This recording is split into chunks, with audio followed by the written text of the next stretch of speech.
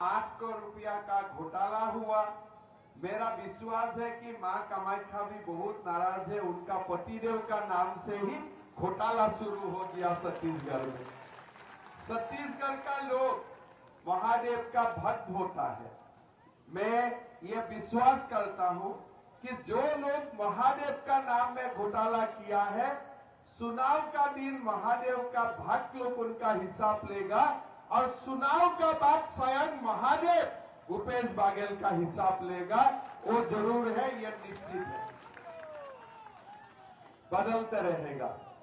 भाइयों और बहनों, आप सोच सकता है आपको घोटाला करना ही है, कुछ ऐप बनाना है, उसका नाम दे देना सही है भूपेश ऐप, आप उसका नाम दे देना सही है हिमंत्रा ऐप, कोई आपत्ति नहीं है। लेकिन आपको ये जाली काम करना है, कोई और नाम आपने ढूंढ के नहीं निकाला, महादेव का नाम आपने इस्तेमाल कर लिया। आप सोच सकता है और कितना रुपया का घोटाला किया? 508 करोड़ रुपया का। अभी बोल रहा है कि ईडी ने ऐसे हमारा खिलाफ इल्जाम लगाया। भाइयों और बहनों, थोड़ा नहीं दिया है, बेल नहीं दिया है। क्यों नहीं दिया है? क्या अदालत भी नरेंद्र मोदी का है, अदालत भी अमित शाह का है। अगर आप लोग घोटाला नहीं किया होता था तो आपका जामीन भी हो जाता था। आपने पूरा छत्तीसगढ़ का बदनाम करके रख दिया है। आज पूरा छत्तीसगढ़ का नाम, जो एक दिन भगवान राम से जाना जाता था, मां कौशल्या से जाना जाते हैं, जो छत्तीसगढ़ रमन सिंह जी जब मुख्यमंत्री था सबको मुफ्त चावल दिया और भारत का सारे प्रदेश ने उनका अनुकरण किया। ऐसा आदर्शनीय प्रदेश को आपने घोटाला का साथ जोड़ दिया है। आपने बहुत बड़ा अन्याय किया है छत्तीसगढ़ का वासियों का साथ। मैं तो यहां आया, मैं तो जो बात सुना मैं तो घबरा गया। हम लोग हिंदू हो, हम लोग सब हिंदू है, सनातनी है। अगर मां गंगा का नाम में हम कभी भी कसम खाता हूं तो उसको पूरा करना मेरा धर्म बन जाते हैं। अब भूपेश बघेल जी, अब मां गंगा का नाम में कसम खाते हो कि मैं दारू का दुकान बंद कर दूंगा और बाद में दारू का होम डिलीवरी आप स्टार्ट कर देते हैं। अभी आप बोल रहे हैं नरेंद्र मोदी क्यों दारू बंद नहीं करता है? भैया, नरेंद्र मोदी ने गंगा का नाम में कसम खाया था क्या? आपने गंगा का नाम में कसम खाया था और आपका पाप अभी मोदी जी को ट्रांसफर करना चाहते हो। कुछ तो जीवन में पुण्य कमाया नहीं, अभी आपने पाप किया और आपने बोला मेरा पाप का बोझ नरेंद्र मोदी लेना चाहिए। हो सकता है क्या ऐसा? आपने गंगा माई का क्यों कसम खाया अगर आप काम कर ही नहीं सकते हो? पूरा छत्तीसगढ़ में गोठान घोटाला, पब्लिक सर्विस कमीशन का नियुक्ति में घोटाला, दारू में घोटाला, अभी महादेव ऐप का नाम में भी घोटाला। पूरा छत्तीसगढ़ का आपने बदनाम कर दिया है। मैं छत्तीसगढ़ वासियों को आवेदन करता हूं, निवेदन करता हूं, ऐसा व्यक्ति को आप कभी माफ नहीं करना। मां गंगा और महादेव ने तो समय में हिसाब लेगा ही लेगा, आपको अभी हिसाब लेना है, चुनाव में आपको हिसाब लेना है। आप हमारे शिवरतन भैया को बहुत वोटों से जिता के इस काम का बदला लेना चाहिए। भाइयों और बहनों, मैं असम से आया हूं। आपको मालूम है असम में बीजेपी का शासन है। मैं मुख्यमंत्री बना 2 साल हुआ। मध्य प्रदेश में शिवराज सिंह चौहान जी है, काफी दिन से लंबा समय मध्य प्रदेश का मुख्यमंत्री है। हम वहां वादा किया था कि अगर असम में बीजेपी सरकार आते हैं, महिलाओं का बैंक अकाउंट में हम महीना 830 रुपया डालने का काम करूंगा। हम शुरू किया 830 रुपया, सरकार आया, हम सारे महिलाओं का मां का बैंक अकाउंट में 830 रुपया डालना शुरू किया। नेक्स्ट ईयर हम उसको 1000 रुपया किया और फिलहाल असम में हम माताओं और बहनों का बैंक अकाउंट में 1250 रुपया हर महीना डालता हूं। हर महीना का 10 तारीख को मध्य प्रदेश शासन ने भी लाडली बहना स्कीम का शुरुआत किया। हर महीना माताओं का बहनों का बैंक अकाउंट में पैसा डाला जाते हैं। अभी छत्तीसगढ़ में हमारा घोषणा पत्र निकाला। नरेंद्र मोदी जी ने गारंटी दिया कि हमारा सरकार जो दिन से बनेगा हम छत्तीसगढ़ का माताओं और बहनों का अकाउंट में 1000 रुपया डाल के शुरुआत करेगा और आगे आगे वो बढ़ते जाएगा। भूपेश बघेल जी ने बोला है मोदी का गारंटी विश्वास मत करो। अरे मोदी का गारंटी पूरा वर्ल्ड विश्वास करता है, अमेरिका विश्वास करता है, भारत का सब लोग विश्वास करता है। कांग्रेस का गारंटी विश्वास करने का कोई व्यक्ति नहीं है। आपने गारंटी जो भी दिया था आपने कुछ भी नहीं किया। हमने गारंटी दिया बैंक में पैसा डालूंगा। हम आसाम में डाल चुका हूं, मध्य प्रदेश में डाल चुका हूं और हम छत्तीसगढ़ का मां और बहनों का अकाउंट में भी हम पैसा डालने का काम करूंगा। भाइयों और बहनों, आज नरेंद्र मोदी जी ने गारंटी दिया है कि 3100 रुपया हम पर एकड़ भूमि से 21 क्विंटल हम धान खरीदने का काम करूंगा। अगर नरेंद्र मोदी जी ने गारंटी दिया है, जैसे शान और शुरू सच्चा है, ऐसे नरेंद्र मोदी जी का गारंटी भी सच्चा है। उसमें कोई कॉम्प्रोमाइज नहीं होता है। असम में चुनाव हुआ था, भूपेश बघेल जी असम गया था, बड़ा बड़ा बक्सा लेके गया था। अंदर में क्या था मैं नहीं जानता हूं, तब मैंने महादेव का नाम भी नहीं सुना था।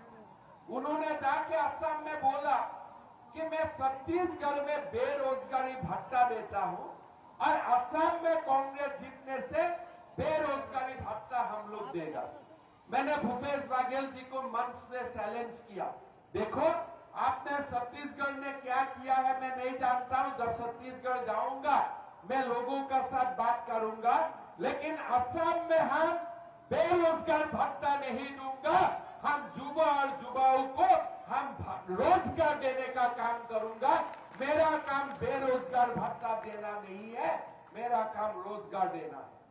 हमने असम में गारंटी लिया कि 1 लाख युवाओं को हम सरकारी नौकरी में डालूंगा और 1 पैसा का घोटाला नहीं होने दूंगा।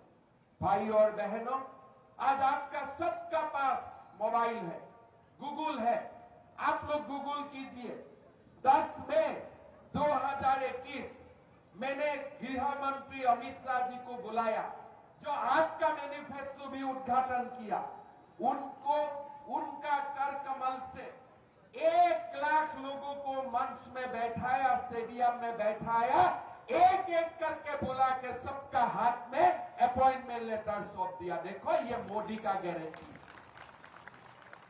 अभी लोग पूछ रहे हैं कि 1 लाख नौकरी हो सकता है क्या? बीजेपी ने 1 लाख नौकरी असम में दिया, अगले महीना हरियाणा में 50,000 नौकरी देने के जा रहा है। इसमें कोई क्वेश्चन पूछने का नहीं है। अगर नरेंद्र मोदी जी बोला है और अमित शाह जी बोला है तो ये होना ही है। किसी का मन में विश्वास था क्या राम मंदिर होगा कभी भारत में?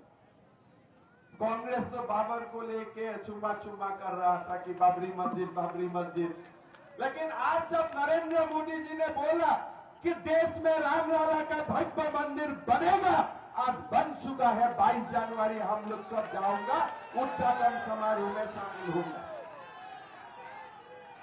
जय जय श्री राम, जय जय श्री राम। जब नरेंद्र मोदी जी ने बोला था कि धारा 370 खत्म करेगा, कांग्रेस ने बोला था ये नामुमकिन है, लेकिन अमित शाह जी ने धारा 70 को समाप्त करके दुनिया को दिखा दिया कि जो बीजेपी का गारंटी है वो पक्का है, हमारा नियत है और नियत का साथ लोगों का सेवा करने का हमारा मंशा भी है। आज हमने छत्तीसगढ़ वासियों को गारंटी दिया है कि 3100 रुपया से हम लोग धान खरीदेगा, लाखों युवकों को नौकरी दूंगा, माता और बहनों का अकाउंट में शुरुआत करेगा 1000 रुपया ट्रांसफर करके। ये मोदी का गारंटी है और ये गारंटी पक्का है। भाई और बहनों, असम में हम लोग और एक काम किया, इसलिए सारे प्रदेश बीजेपी शासित है। मोदी जी का आशीर्वाद से ही सब कुछ होता है। हमने हमारा जो युवाओं है, हम बोला देखो बेरोजगारी भत्ता मत लेना, 5 लाख रुपया हम आप लोगों को दूंगा काम करने के लिए। 2.5 लाख आपको रिटर्न करना नहीं है, 2.5 लाख रुपया आप रिटर्न करना, लेकिन आपको बैंक का इंटरेस्ट देना नहीं है। आज असम में स्कीम चल रहा है, चीफ मिनिस्टर आत्मनिर्भरशील आसनी, हम लोग असमिया में लिखा है, आप लोग गूगल करने से वो भी मिलेगा। 3 लाख लोगों ने अप्लाई किया है कि हमें बेरोजगारी भत्ता नहीं चाहिए, हम काम करूंगा, हमें 50% सब्सिडी दे दो, 50% लोन दे दो, इंटरेस्ट मत लेना, हम लोग आराम से अपना रोजगार करूंगा। आज असम में वो भी स्कीम हमने शुरू कर दी और छत्तीसगढ़ में वही हम गारंटी दिया है। ऐसा गारंटी नहीं है कि अचानक गारंटी आया है। जो असम, मध्य प्रदेश, उत्तर प्रदेश में हम लोग कर रहा हूं, यही छत्तीसगढ़ के लिए हम लोगों ने प्रस्तुत किया हो। छत्तीसगढ़ का जो अपना अनुभव है उनका साथ शामिल करते हुए, भाई और बहनों, ये अगर गारंटी इंप्लीमेंट होता है, धान का साथ माताओं का बैंक अकाउंट में जो पैसा जाता है वो होगा, नौकरी होगा, साथ साथ में आपका बैंक से लोगों को लोन लेना विथ सब्सिडी, 50% सब्सिडी आपको लोन मिलेगा। और बराबर एक हिसाब करके हमने दिखाया है, कृषक सम्मान निधि, मुफ्त रेशन सब मिला के हमारा घर में 1.5 लाख 1,60,000 रुपया महीना आएगा एक किसानों का परिवार। जैसे हमने ये हमारा घोषणा पत्र आपका सामने प्रस्तुत किया। भाई और बहनों, मैं परसों 1 तारीख को मैं चुनाव में था, हमारे मनसा मानपुर में सभा हुआ। सभा का बाद एक माता आके मुझको पूछा कि हमारा पक्की घर कब मिलेगा। तो मैंने पूछा कि यहाँ में पक्का घर लोगों को नहीं मिल रहा है क्या? तो हमारा कार्यकर्ता ने बोला कि 16 लाख मकान नरेंद्र मोदी जी ने भेजा था, ये लोग एक भी घर नहीं बनाया, पूरा पैसा भारत सरकार को लौटा दिया। मैंने बोला भाई क्यों लौटा दिया? बोले नहीं, भूपेश बघेल ने घर नहीं बनाया, इसलिए वो स्कीम में प्रधानमंत्री का नाम लिखा जाता है। अरे भैया, गरीब का इससे क्या मतलब है? प्रधानमंत्री का नाम है कि मुख्यमंत्री का नाम है? गरीब को तो घर चाहिए। आप गरीब का घर लौटा दिया, आपने पाप किया। आज हम दोबारा आप लोगों को बोलना चाहता हूं, और 16 लाख घर का साथ और 2 लाख इजाफा करके हम छत्तीसगढ़ का 18 लाख गरीबों का मकान बनाने का हम लोग काम करेगा। भाई और बहनों, भूपेश बघेल जी ने पाप किया, गरीबों का घर लौटा के। आज ये लोग क्या कर रहा है? महादेव का नाम में आप पैसा लूट रहा है, आप दारू का व्यापार बना दिया है। लोगों का नौकरी होगा तो जब तक रिश्वत नहीं देगा नौकरी नहीं मिलेगा। गौशाल में घोटाला किया है, गोठान में घोटाला किया है। आपने क्या करने का बाकी रखा है? सब कुछ कर दिया। थोड़ा दिन पहले मैं भी थोड़ा टेस्ट मिला, मैं कवर्धा में गया था एक सभा करने के लिए। सभा में मैंने अकबर का खिलाफ बोला। 2 दिन का बाद गुवाहाटी में मेरा ऊपर नोटिस आ गया इलेक्शन कमीशन से। क्यों? बोले आपने छत्तीसगढ़ में जाके अकबर का खिलाफ बोला। मैं बोला मैं हर दिन भूपेश बघेल जी का खिलाफ बोलता हूं, वो तो नोटिस नहीं आते हैं, अकबर का खिलाफ बोलने से क्यों नोटिस आते हैं? तो कांग्रेस को अब सबसे प्यारा लोग कौन है? औरंगजेब और अकबर और बाबर ही उनका सबसे प्यारा है। कोई वो लोग का खिलाफ बोले तो वो लोग एकदम फल हो जाते हैं कि भाई कैसे बोल सकता है। मैं भूपेश बघेल जी को बोलता हूं, कि देखो मैं एक हिंदू का संतान हूं, मेरा मालूम है ये देश के लिए बाबर औरंगजेब ने क्या किया था, इसलिए सुन लो, हमारे शरीर में जब तक थोड़ा भी रक्त बच के रहेगा तब तक हम लोग बाबर औरंगजेब का खिलाफ बोलते रहेगा का जो मतलब है हमें करके दिखाओ। अभी राजस्थान में कन्हैया लाल बोल के एक व्यक्ति था, कुछ फेसबुक ने कुछ लिखा, एक व्यक्ति आके उनका सर्तन जुदा कर दिया। हमने कांग्रेस को पूछा कि आपका शासन काल में कोई इस्लामिक फंडामेंटलिस्ट आके कन्हैया लाल को सर्तन जुदा भी कर सकता है क्या? कोई जवाब नहीं। लेकिन यही काम अगर आज असम और अन्य विदेशी शासित प्रदेश में होता था, हम 5 मिनट में उनका हिसाब भी चुकता कर देता था। चलो, आपने जो किया हम भी आपको उसी काम से प्रेजेंटेशन दे दिया। हमारा असम में सरकार चल रहा था, कांग्रेस का शासन काल में हजारों मदरसा चलता था। मैं बोला भाई मदरसा क्यों जरूरत है? हिंदू को डॉक्टर चाहिए, मुसलमान को इंजीनियर चाहिए, ये मोल्ला किसको चाहिए? किसी को बोलना नहीं चाहिए। मदरसा बंद करो और लोगों को डॉक्टर इंजीनियर पढ़ने का सिखाओ। कोई मदरसा हमारा स्टेट में नहीं चलेगा। आज हम लोग उसी दिशा में काम कर रहा हूं। हमारा लोगों को डॉक्टर बनाना, हमारा लोगों को इंजीनियर बनाना, हमारा गरीब का साथ खड़ा होना और भारत का जो अहंकार था, भारत का जो संस्कृति था, भारत का जो सिविलाइजेशन था, उनको पुनर्प्रतिष्ठा करना। आज आप लोग ये भाटापाड़ा में आप लोग सब समावेशित है, आप लोग यहाँ उपस्थित है। कोई बोल सकता है कि अगर कांग्रेस का देश में शासन चलता था, क्या भगवान राम का मंदिर बनता था? होता था कभी भगवान का राम का मंदिर? आज आप देखिए, एक खाली बाबर का मस्जिद का जगह में मंदिर बना था, इतना ही छोटे काम था, लेकिन नहीं किया। नरेंद्र मोदी जी देश में आया, बोले यह असंभव है। मोदी जी ने बोला कोई असंभव नहीं है, मेरा समय में ही भव्य राम मंदिर बनेगा और आज राम मंदिर बन चुका है। काल से कलश पूजा भी शुरू हो जाएगा। कांग्रेस ने क्यों नहीं किया? क्या भगवान राम आपका भगवान नहीं है? आपने क्यों राम का मंदिर नहीं बनाया?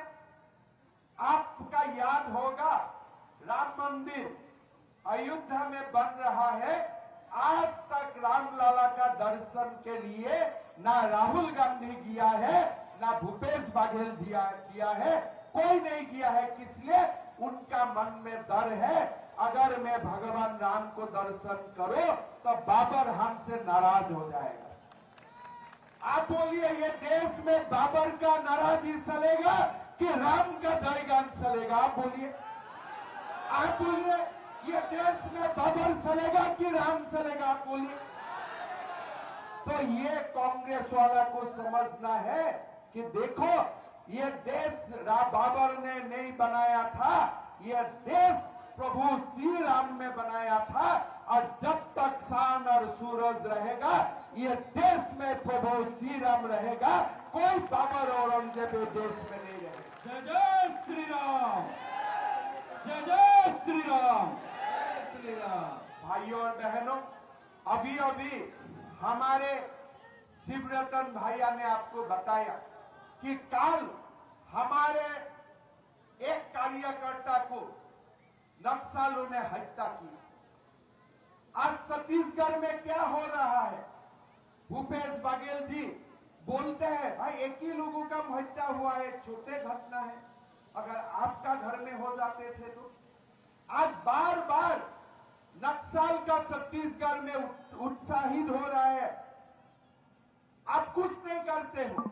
आप बोलता है सीआरपीएफ का बक्सा चेक करना चाहिए। शर्म नहीं लगते? ये सीआरपीएफ कौन है? गरीब का बेटा लोग जाके सीआरपीएफ का नौकरी करता है। कोई टाटा और अंबानी का बेटा सीआरपीएफ का नौकरी नहीं करता है।